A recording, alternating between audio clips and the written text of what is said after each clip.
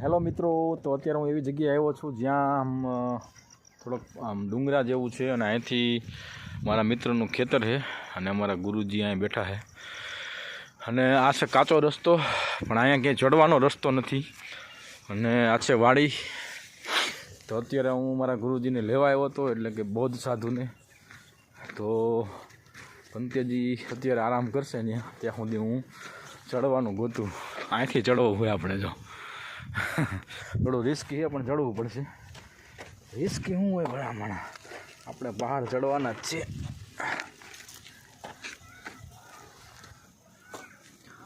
ગમે એ થાય ચડવાનું હોય, બરાબર છે, તો જ આપણે આગળ ચડી શકશું. ક્યાંક ચડવાનું હોય ને, પણ જો પડ્યા ને મારો ભાઈ તો સમજા ગયા આપણે, કાંઈ ભેગું નહીં આવે, એટલું યાદ રાખજે.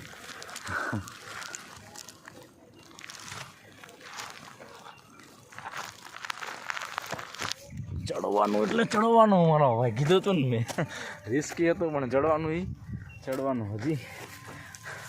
પછી ઉતરવામાં ફાટી રહે એ તો ખબર ને. આથી સિટીનો નજારો તો દેખાય. હાલો આપણે ચડી ગયા છીએ. ગિરનાર ચડાવો એટલે શું થાય છે આમાં? ઓ માય ગોડ, પથ્થર કેવા જો. હજી તો ગિરનાર જવાનું છે ભાઈ, જોઈ લે પથ્થર કેવા.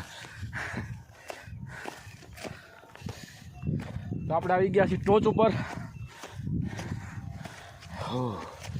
અહીંયા સવારમાં કેવું મજા આવે, તો અહીંથી જોઈ લેજો કઈ.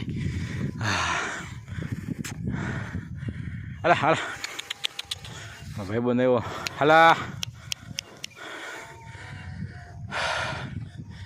દેખાય ને બાકી ના, એ તો મિની જંગલ છે.